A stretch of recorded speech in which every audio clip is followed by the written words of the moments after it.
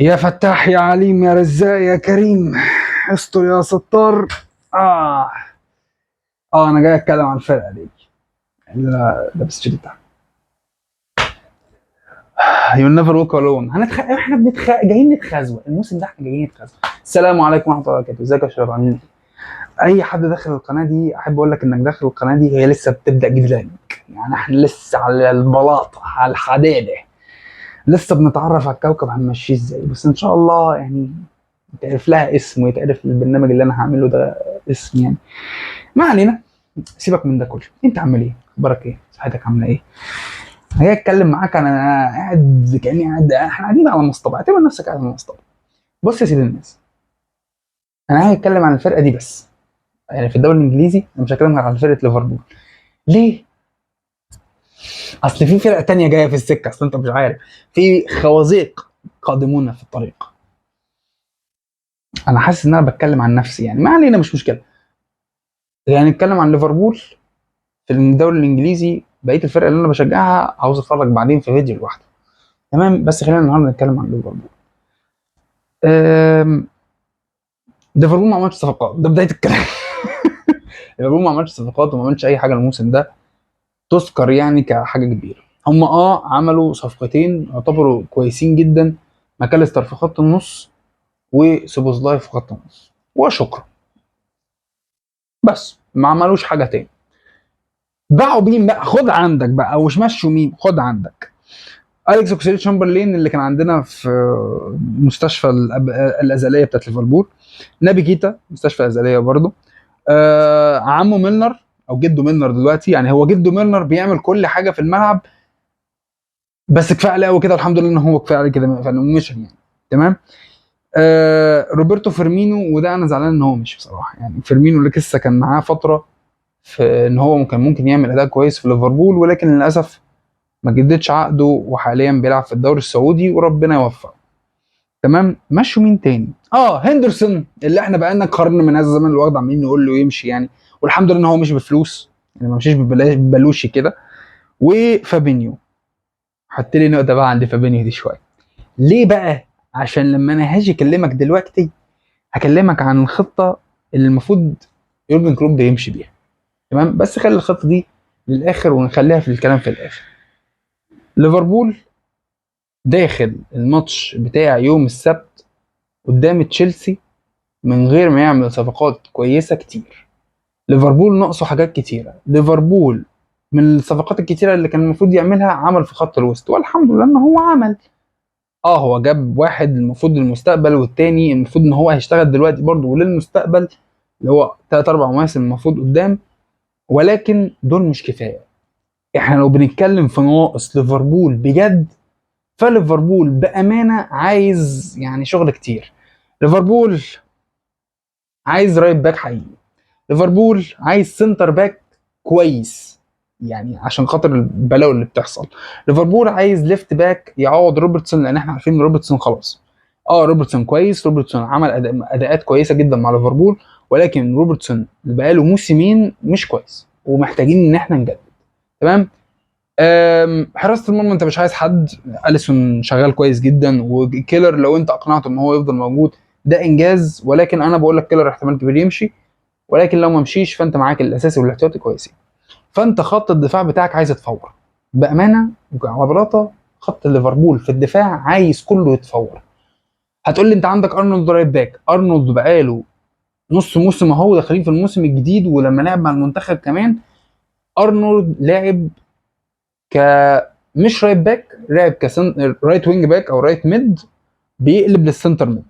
يعني لو خليك بقى معايا كده يا ابن عمي، يعني لو جينا حبينا نرسمها كده خليها بالطول كده احسن عشان خاطر تبقى واضحه. المفروض ان هنا ده حارس المرمى، رايت باك، سنتر باك، رايت سنتر باك، ليفت سنتر باك، والليفت باك. ارنولد ما لعبش هنا خالص. ارنولد كان بيلعب فوقيها شويه يا هنا. ده اسمه رايت ميد، وده اسمه رايت وينج باك. ده الرايت وينج باك ده مش رايت باك حقيقي، وبيطلع وبيتند ان هو يهاجم اكتر، والرايت ميد المفروض ان هو بيعمل الادائين، ان هو يهاجم وان هو يدافع. للاسف ارنولد هنا دايما بيبقى من هنا لهنا كده، في مساحه. بنزرع هنا ذره وقمح وحاجات غريبه كده، بسم الله ما شاء الله يعني، بسبب ان هي المساحه دي كبيره جدا بتبقى فاضيه. ودايما اي حد بيبقى على الجنب اليمين ده في كسنتر باك بيعاني، لان هو المفروض بيغطي مكانه. واللي المفروض كخطه يورجن كلوب الطبيعيه، يورجن كان بيلعب بالخطه اللي هي 4-3-3 اللي بيبقى فيها لاعب رقم 6. تمام، لاعب الرقم 6 اللي المفروض ان هو كان فابينيو، كان المفروض بيغطي مكان الاجنحه او الوينجات، اللي هم الرايت باك والليفت باك، اللي كان بيطير لقدام عشان خاطر يعمل امدادات هجوميه قدام. طيب رقم 6 دوت اختفى دلوقتي، ما بقاش موجود عندنا في ليفربول. حد رقم 6 غير كان فابينيو، وفابينيو اتباع انا شايف بمبلغ قليل نظرا لقيمه فابينيو في ليفربول. تمام، دي حاجه الثانيه، انت كده ما عندكش رايت باك حقيقي، والرايت باك بتاعك قلب بقى سنتر ميد كمان، يعني غير ان هو بقى رايت وينج باك وبقى رايت ميد، بقى كمان سنتر ميد. يعني هنقول ان انت مش محتاج سنتر ميد جديد كمان، يعني لو قلنا ان احنا مش عايزين سنتر ميد جديد، فانت عندك عايز رايت باك، رايت باك بخصائص دفاعيه مش بخصائص هجوميه. انا مش عايز حد يهاجم، انا مش عايزك تهاجم، انت عندك لعيبه كتيره ممكن تهاجم بيها، لكن انا عايز حد يدافع. تمام، يعني انت عايز دلوقتي ما عندكش رايت باك كويس، عندك ليفت باك بس يعني عليه علامات استفهام كتيره كده، والسنتر باكات بتاعتك للاسف يعني مش عليها علامات استفهام، دي عليها علامات تعجب. يعني دول مش منظر سنتر باكات تشتغل بيهم خالص يعني. فان دايك بقاله موسمين او يعني موسمين ونص تقريبا متشيع، وكوناتي على باب الله على حسب اللي بيلعب جنبه، وساعات بيعك وراه اخر، وجو جوميز كل شويه بنقول ان هو قادم قادم قادم، شكله مش هيجي خالص.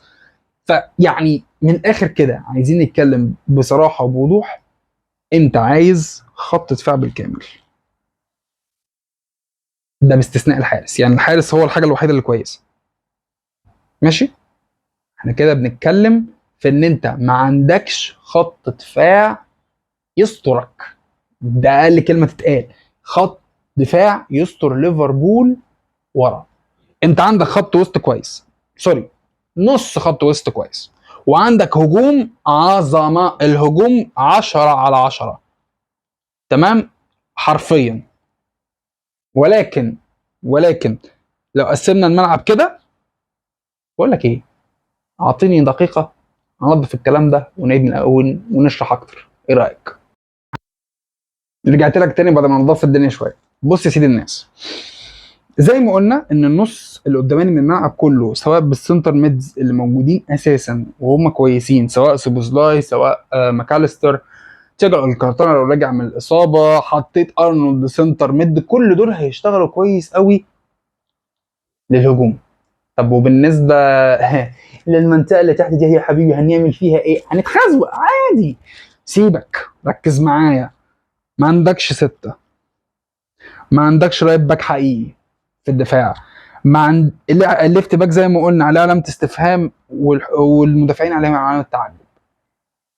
فاحنا كده محتاجين تاني للمرة المليون اهو بنقولها يمكن حد يفهم، محتاجين رايت باك، محتاجين على الاقل سنتر باك واحد زيادة، محتاجين ليفت باك حتى يعمل منافسة مع روبرتسون عشان يحسس ان روبرتسون في خطر، ان هو انت ممكن تمشي في اي لحظة. وده انت داخل على بدايه الموسم الجديد من غير لاعب 6، مفيش لاعب 6 موجود عندك. اللاعب ال6 اللي مش موجود عندك ده هيعمل لك ازمه بعد كده. لو انت عرفت تعمل صفقه في شهر يناير او في الفتره بتاعت يناير في الانتقالات الشتويه، فده هيبقى انجاز. ولكن طول ما مفيش عندك لاعب 6 وانت خطتك زي ما انا راسمها كده تعتمد على هذا الشكل في الرسم، فانت كده هتبقى عندك مشكله، لان انت عارف ان الوينجات بتاعتك ما بتدافعش. تمام، والمهاجم الاساسي بتاعك بيرجع بس اخره خط النص، ومش هتعتمد على السنتر ميدز لان السنتر ميدز اللي عندك اساسا كلهم هجوميين. تمام، فاحنا كده بنتكلم ان احنا عندنا نص قداماني قشطه، نص تحتاني زباله، وللاسف ما عملوش صفقات زي ما احنا عايزين، وداخلين على الموسم الجديد وهنلاعب تشيلسي يوم السبت الجاي. هتسالني سؤال منطقي وعقلاني وصح، نعمل ايه؟ تعال اقول لك. ركز معايا يا ولدي، عشان انا بقى شوف اللعيبه كلها اللي انا جبتها من شويه دي، او مش اللعيبه، المراكز اللي انا جبتها اللي فيها مشاكل دي، انا جايب لك لعيبه هتناسب الفكر بتاع ليفربول، بل والقيمه السعريه او السوق يعني بتاع ليفربول. بص يا سيدي الناس، يا في البورده مليانه، مليانه والله. كنت عامل حسابي وقلت اما ايه، خليك معايا خليك معايا، خلينا نشوف هنبدا بايه. الرايت باك، انت عايز حد دفاعي وحد يكون كويس. خلينا نقول ان معانا واحد لسه فري، لسه محدش اتفق عليه، الا وهو بافارد. بافارد فعلا دفاعيا كويس جدا، مالكش دعوه بيه هجوميا، سيبك منه. ولكن بافارد كان رايت باك دفاعي حقيقي، هو كويس ومناسب جدا لخصائص اللي ليفربول بيدور عليها في الرايت باك. في واحد تاني محدش هياخد باله منه، خلي بالك ان ده فري ايجنت، ده مش فري ايجنت، لا مش فري ايجنت، هو سعره هيبقى رخيص قريب للفري ايجنت. تمام. في واحد برضه تاني رخيص وكبير بس اكبر بقى من بافارد بكتير، خيسوس نافاس. اللي يعرف خيسوس نافاس اللي بيلعب في سيفيا، خيسوس نافاس دفاعيا كويس جدا، اه مش بنفس الجوده بتاعت بافارد نظرا لعامل السن والكلام ده كله، ولكن خيسوس نافاس سعره دلوقتي 13 مليون، هيبقى اقل من 10 مليون حاجه زي كده، وهيبقى مناسب جدا للاسلوب بتاع الصفقات بتاعت ليفربول. وانا بضمن لك ان هو هيناسب جدا اسلوب لعب ليفربول. نخش على السنتر باكات، خش معايا على السنتر باكات ورايا. عندك لاكروكس، لاركوكس سوري، لاكروكس، ما هو فعلا هو كده، هو الاسم بتاعه كده، انا مال انا. لاركوكس مدافع طويل، تقريبا عنده حاجه 20 سنه دلوقتي، 23 سنه، مناسب جدا للنظام بتاع لعب ليفربول. لعيب اظن ان هو دستروير، حاجه يعني من مسميات المدافعين، فهو دستروير. فهو هيكون حتى لو هو اتحط كباك اب سوري لحد من اللعيبه اللي موجودين عندك في ليفربول، فهو هيبقى لعيب كويس. ده اللي هيبقى غالي شويه، سعره 30 مليون حاجه زي كده، ولكن هيبقى مناسب جدا. اللي بقى هتصرف فيه شويتين ثلاثه، رومانيولي. حد فاكر رومانيولي اللي كان بيلعب في الميلان وراح لاتسيو؟ رومانيولي هو في ميلان كان ضايع، ولكن في لاتسيو، في المنظومه بتاعت لاتسيو بقى مناسب جدا وبقى قوي جدا. انا شايف من وجهه نظري الشخصيه رومانيولي هينفع في ليفربول جدا بالخصائص بتاعته مع ليفربول. خلي بالك من كلامي. يبقى عندك لاركوكس وعندك رومانيولي، دول الاثنين اللي انا شايف ان هم لو جم ليفربول هيعملوا اداء محترم جدا ومناسبين جدا للسيستم بتاع ليفربول. خش معايا على الليفت باك، وده كونتروفيرشي شويه. بص يا سيدي، خوسيه جايا، اه بتاع سيفيا برضه، في سيفيا ولا فالنسيا، حاجه من الاثنين في اسبانيا، ما علينا، مش دي القصه. القصه بتاعتنا ان خوسيه جايا لعيب برضه اسباني، لعيب كويس جدا، ليفت باك محترم جدا هجوميا ودفاعيا، وهيناسب قوي ليفربول لو حابين، لو حبوا ان هم يبيعوا روبرتسون، او مش عايزين يبيعوا روبرتسون ويجيبوا حد مكانه على طول، وروبرتسون هو اللي يبقى الاحتياطي، فخوسيه جايا هيبقى مناسب قوي.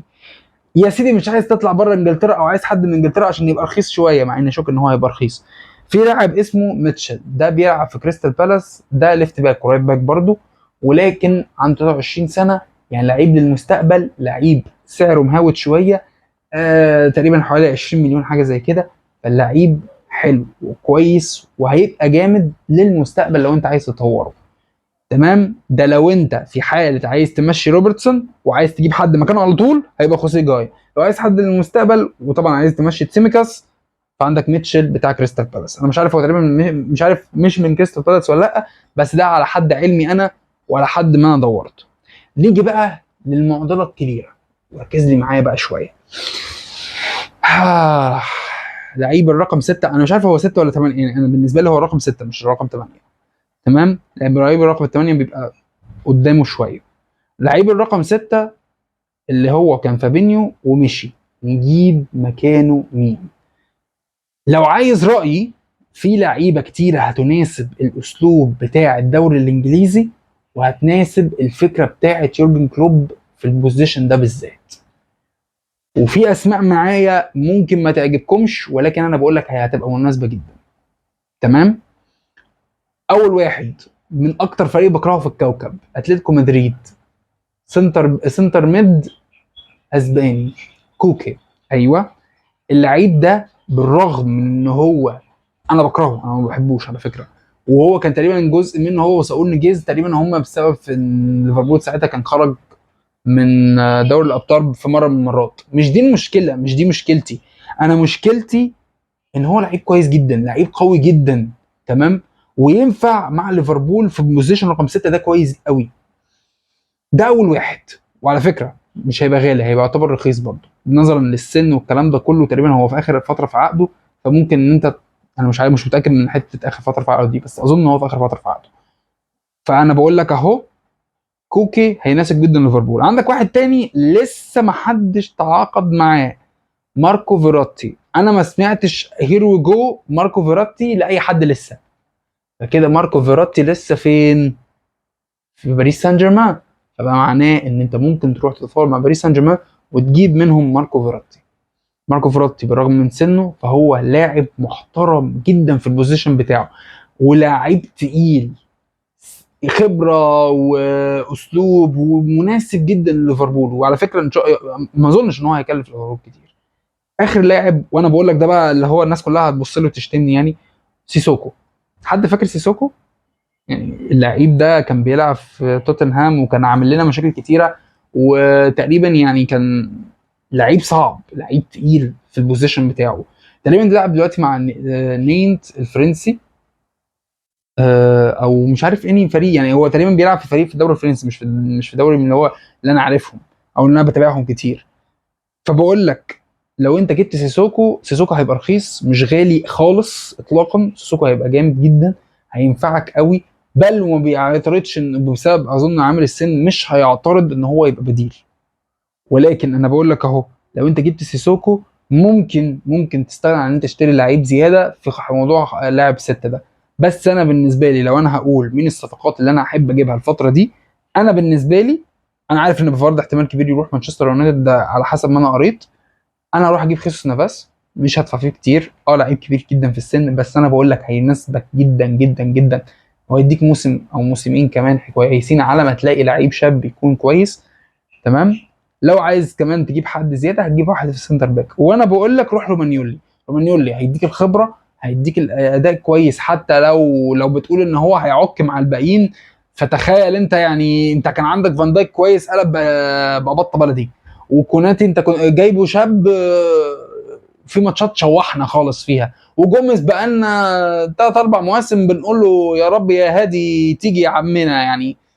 فانا بالنسبه لي لو انت هتتكلم في صفقات تتعمل دلوقتي، ده من وجهه نظري انا الشخصيه، خيسوس نافاس ورومانيولي. تمام. نتنقل بقى للحاجه اللي انا بقول لك انا وانت هنتكلم فيها وهنتخانق فيها شويه، الا وهي ترتيب الدوري الانجليزي. وهتكلم عن ترتيب ليفربول عشان خاطر ما تشلش، عشان انا هتشل في الترتيب ده. يلا بينا. احنا بقى هنرتب الدوري الانجليزي بالعقل والمنطق كده، واحده واحده. تمام. وانا هحطها من وجهة نظري، وانت يعني كل واحد حر في وجهة نظره يعني. هنبدأ الاول باللي هيكسب الدوري. تمام. وكلنا عارفين مين اللي هيكسب الدوري، ولو ما حطوش فوق يعني هبقى انا بستعبط.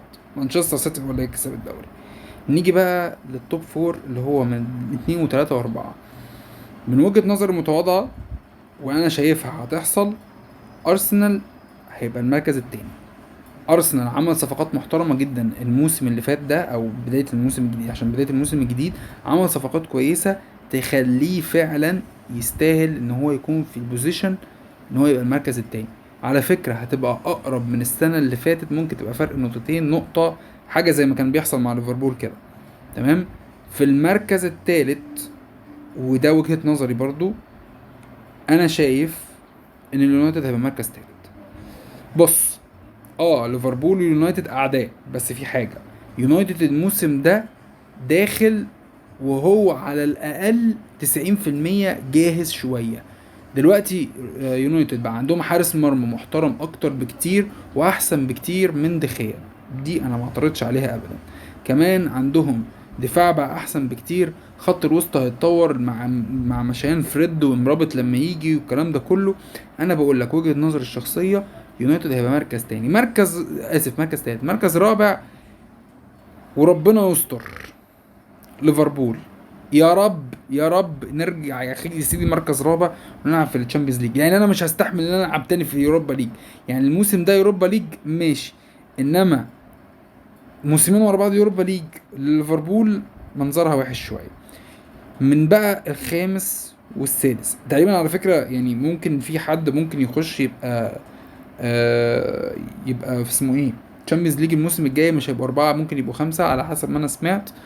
فهتبقى اول واحد اللي هيكسب ان شاء الله على حسب وجهة نظري انا شخصيا مانشستر سيتي، وراه التاني هيبقى ارسنال، التالت يونايتد، الرابع ليفربول، الخامس وده وجهة نظر شخصية شوية نيوكاسل يونايتد. نيوكاسل يونايتد الموسم اللي فات عمل اداء محترم جدا وقدام الكبار كان بيلعب حلو قوي قوي قوي.